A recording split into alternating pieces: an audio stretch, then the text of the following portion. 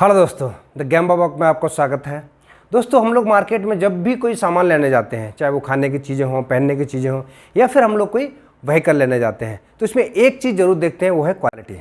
उसकी परफॉर्मेंस क्या है, माइलेज क्या है, चलती कैसी है।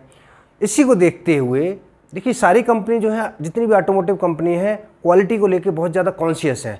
कुछ ना कुछ स्टेप लेती रहती हैं, बहुत सारे इंप्रूवमेंट एक्टिविटी प्लांट में चलाती रहती हैं, जिससे कि लगातार सुधार होता रहता है।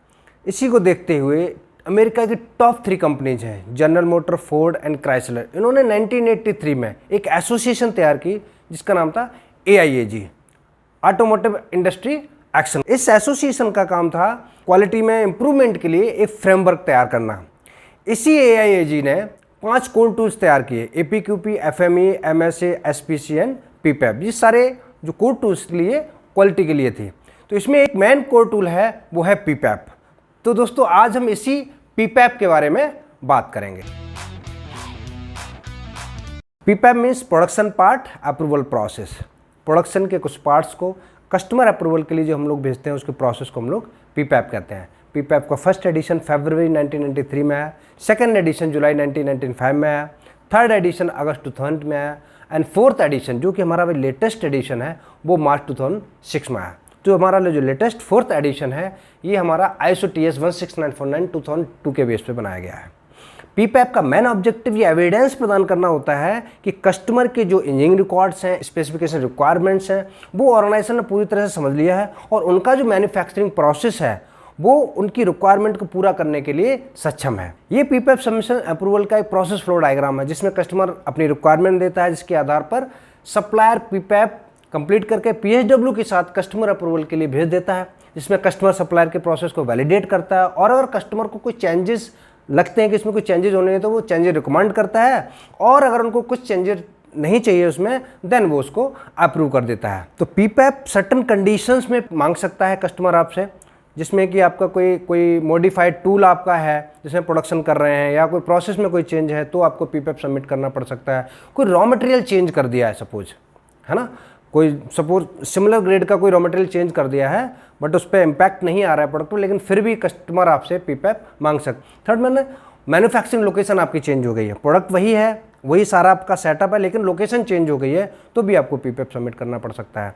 नए प्रोडक्ट डेवलपमेंट के लिए देखिए, ये ऑब्वियस है, मोस्ट ऑफ द टाइम हम इसी के लिए सबमिट करते हैं PPAP। कोई नया प्रोडक्ट डेवलपमेंट होता है तो हमें PPAP सबमिट करना पड़ता है। Tooling inactive more than 1 year, 1 साल से ज़्यादा कोई टूल आपका चला नहीं था, पड़ा हुआ था, अभी उसी टूल पे आप 1 साल के बाद दोबारा उसी टूल पे वही प्रोडक्शन कर रहे हो, तो एक कॉन्फिडेंस में एक प्रॉब्लम आती है कि हो सकता है इसमें कोई क्वालिटी इशूज आ जाए, तो भी कस्टमर आपसे PPAP मांग सकता है। इंजीनियरिंग चेंज कुछ हुआ है, कोई डिज़ाइन में चेंज हुआ है, करेक्शन इन प्रीवियस डिस्क्रिपेंसी, पहले कोई प्रॉब्लम आई थी, उस प्रॉब्लम को आपने करेक्ट किया है, तो इस केस में भी PPAP सबमिट करना पड़ सकता है। एंड अगर कोई सप्लायर चेंज कर दिया आपने, सेम प्रोडक्ट है बट आप किसी दूसरे सप्लायर से ले रहे हैं, तो भी आपको PPAP सबमिट करना पड़ जाएगा। सिग्निफिकेंट प्रोडक्शन रन, PPAP के लिए सैंपल्स लेने कैसे हैं। देखिए, ऐसा नहीं है कि आपने कोई 5-10 पीस बनाए केवल PPAP सबमिट के लिए और उसको आपने सबमिट कर दिया उस कस्टमर को। आपको रेगुलर 2 से 8 घंटे का प्रोडक्शन लेना पड़ेगा, जिसमें 300 पीस जो है रेगुलर प्रोडक्शन लेना पड़ेगा। उसमें से 5 या 10 पीस जो भी कस्टमर आपसे डिमांड करता है, वो आपको कस्टमर को भेजने पड़ेंगे। सिग्निफिकेंट प्रोडक्शन रन जो है प्रोडक्शन साइड पे होना चाहिए, जिसमें आपको production rate, production tooling, production gauging, production process, production material and production operations जो है ना, वो मॉनिटर करने होते हैं। जिसमें क्या है कि आपको जिस एक्चुअल लोकेशन पे प्रोडक्शन करना है आगे चल के, उसी एक्चुअल लोकेशन पे ही आपको PPAP के लिए जो सैंपल्स बनाते हैं वो वहीं से होने चाहिए। तो अब हम बात करेंगे PPAP डॉक्यूमेंट्स की। PPAP डॉक्यूमेंट कौन कौन से होते हैं। सबसे पहला डॉक्यूमेंट होता है डिजाइन रिकॉर्ड। देखिए, ये तो बेस्ट डॉक्यूमेंट है, इसके बिना तो आपकी कहानी आगे बढ़ती नहीं है। तो जो भी कस्टमर आपको ड्राइंग देता है या आपका खुद का है, तो वो एक कॉपी जो है वो PPAP में लगानी होती है। नेक्स्ट है ऑथराइज्ड इंजीनियरिंग चेंज, जो भी कोई ECN हुआ है, तो ECN की कॉपी भी आपको अटैच करनी होती है PPAP में। इंजीनियरिंग अप्रूवल, जो कस्टमर ने अगर ECN पे कोई अप्रूवल दिया है, देन वो अप्रूवल की कॉपी वो उसमें अटैच करनी होती है, अगर वो रिक्वायरमेंट है तो। ये मैंडेटरी डॉक्यूमेंट नहीं है। नेक्स्ट वन है DFME, design failure mode and effect analysis. जिन सप्लायर्स का अपना खुद का डिज़ाइन होता है, उनको DFME करना होता है कि उसके डिज़ाइन में कोई फेलियर अगर हो गया तो उसका इम्पैक्ट क्या पड़ेगा जाके। नेक्स्ट है प्रोसेस फ्लो डायग्राम, कि जो भी आप कंपोनेंट बना रहे हैं, जो प्रोडक्ट बना रहे हैं, उसका फ्लो क्या रहेगा, किस किस प्रोसेस से होता हुआ प्रोडक्ट जाएगा, तो उसका एक कंप्लीट प्रोसेस फ्लो डायग्राम बना के उसमें अटैच करना होता है। नेक्स्ट है PFMEA। तो PFMEA मतलब एक होता है DFMEA जो डिज़ाइन के लिए होता है, PFMEA मतलब प्रोसेस के लिए। आपके प्रोसेस में कहीं अगर कोई फेलियर हो गया तो उसका कंपोनेंट पे क्या इम्पैक्ट पड़ेगा। नेक्स्ट वन है कंट्रोल प्लान, ये बहुत ही इंपॉर्टेंट डॉक्यूमेंट है। कंट्रोल प्लान एक स्ट्रक्चर्ड और कम्प्रहेंसिव डॉक्यूमेंट है जिसको मैन्युफैक्चरिंग प्रोसेस में कस्टमर रिक्वायरमेंट मीट करने के लिए इस्तेमाल करते हैं। तो control plan product characteristics, process characteristics, special characteristics और मॉनिटरिंग मेथड को स्पेसिफाई करता है। नेक्स्ट है MSA। MSA means measurement system analysis. जो भी आपके प्रोडक्ट है उसको मेजर करने के लिए जो भी आपके इक्विपमेंट्स हैं, ऑल टाइप ऑफ इक्विपमेंट्स का आपका MSA होना चाहिए, जिसमें आपका गेज R&R हम लोग बायस, लीनियरिटी, स्टेबिलिटी वगैरह चेक करते हैं। नेक्स्ट वन है डायमेंशनल रिजल्ट्स। जो भी आपका प्रोडक्ट बनाया था उसकी डायमेंशन रिजल्ट, कंप्लीट जो भी डायमेंशंस हैं उनकी आपकी जो रिक्वायरमेंट क्या थी कस्टमर्स की और आपका एक्चुअल क्या पैरामीटर आ रहा है, स्पेसिफिकेशंस आ रहे हैं। Record of material performance test, जो भी आपका डिज़ाइन और कंट्रोल के प्लान के अनुसार मटेरियल का परफॉर्मेंस टेस्ट, जिसमें आपका केमिकल हो गया, फिजिकल हो गया, मेटलर्जिकल हो गया, जो थर्ड पार्टी टेस्टिंग कराते हैं उसकी रिपोर्ट भी उसमें लगानी होती है अगर रिक्वायरमेंट है तो। नेक्स्ट है इनिशियल प्रोसेस स्टडी, जिसको हम लोग SPC बोलते हैं, स्टैटिस्टिकल प्रोसेस कंट्रोल, जिसमें आपका CP मोर देन 1.67 रिक्वायरमेंट होता है। ये प्रोसेस कंट्रोल के लिए इसके आपके वेरिएशंस कितना आ रहे हैं, वो वेरिएशंस जो है वो कंट्रोल में है कि नहीं है, तो उसको पता करने के लिए SPC हम लोग करते हैं। नेक्स्ट वन है तो क्वालिफाइड लेबोरेटरी डॉक्यूमेंटेशन, मीन्स जो भी आपकी कंपनी के अंदर आप जो कैलिब्रेशन कराते हैं या हम लोग बाहर से टेस्ट करवाते हैं तो वो आपकी लैब ऑथराइज्ड लैब है कि नहीं है, मीन्स एक्रीडिटेड लैब है कि नहीं है, NABL सर्टिफाइड लैब होनी चाहिए जहाँ से आप अपने टेस्ट करवाएंगे या आपका अपना कैलिब्रेशन वगैरह कराते हैं। तो क्वालिफाइड लेबोरेटरी का एक डॉक्यूमेंट मतलब वो NABL सर्टिफिकेट की कॉपी उसमें लगानी होती है। Appearance approval report, AR report बोलते हैं। ये क्या है, ये AR रिपोर्ट टिपिकली जो आपके कलर, ग्रेन और सरफेस अपीयरेंस के लिए यूज होती है, फैब्रिक वगैरह है उसमें यूज होती है, तो उसमें अगर रिक्वायरमेंट है तो आपको AR की रिपोर्ट भी सबमिट करनी होती है। नेक्स्ट है प्रोडक्ट सैंपल। प्रोडक्ट सैंपल तो आपको भेजने होते हैं और बाकी सारी चीज़ें डॉक्यूमेंट आप भेज रहे हैं तो उसके साथ सैंपल तो भेजने ही पड़ेंगे, ठीक है। नेक्स्ट है एक मास्टर सैंपल। एक मास्टर सैंपल होता है जिसके बेस पे आप सारा प्रोडक्शन करते हैं, जो आपके प्रिजर्व करके रखते हैं, तो वो भी अगर रिक्वायरमेंट है तो आप भेजना पड़ता है PPAP के साथ।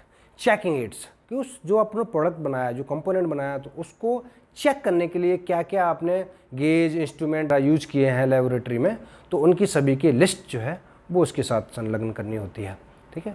नेक्स्ट वन है record of compliance with the customer specific requirements. इन सभी के अलावा जो 16 हमने डॉक्यूमेंट बताए, तो इसके अलावा अगर कस्टमर की कोई स्पेसिफिक रिक्वायरमेंट है कंप्लाई करके साथ में देनी होती है।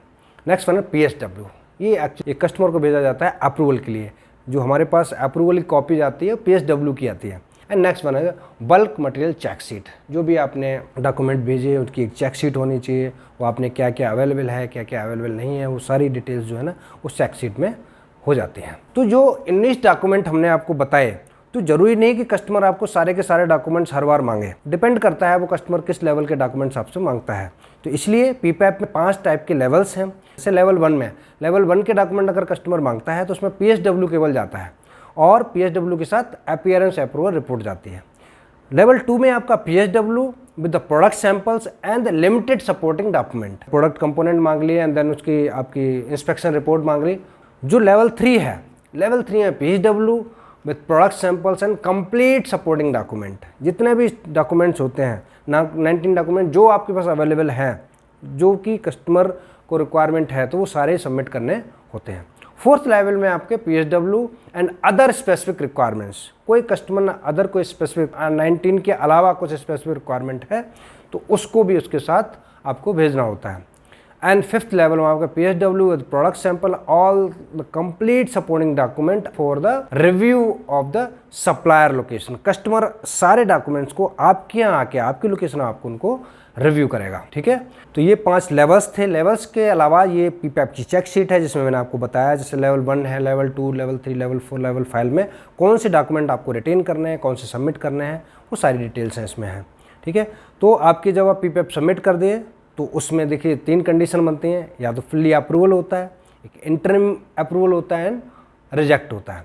तो फुल्ली अप्रूवल में क्या है, तो आपका PSW गया, उसने आपको वैलिडेट किया, रिव्यू किया और आपको अप्रूव कर दिया, मतलब आपको परमिशन दे दी कि आप फुली प्रोडक्शन कर सकते हैं। इंटरिम अप्रूवल में क्या होता है कि आपको अप्रूवल देता है विद द सर्टेन कंडीशन कि कुछ उसमें प्रॉब्लम है, उसके बाद आप कुछ समय तक प्रोडक्शन करिए, देन उसके बाद ये करेक्शन करिए, करेक्शन करने के बाद दोबारा जब आप PPAP सबमिट करेंगे देन उसके बाद दोबारा वो रिव्यू करेंगे और उसके बेस पर अप्रूव करेंगे। रिजेक्ट में क्या है कि थ्रू आउट रिजेक्ट, अगर आपने PSW सबमिट किया और वो सेटिस्फैक्ट्री नहीं है, डॉक्यूमेंट्स आपका सैंपल्स जो भेजे हैं और डॉक्यूमेंट जो भेजे हैं वो सेटिस्फैक्ट्री नहीं है, तो थ्रू आउट रिजेक्ट हो जाता है। दोस्तों PPAP में आपको काफ़ी कुछ समझ में आया होगा। ऐसे ही वीडियो देखने के लिए आप देखते रहिए द कैम्बा वॉक।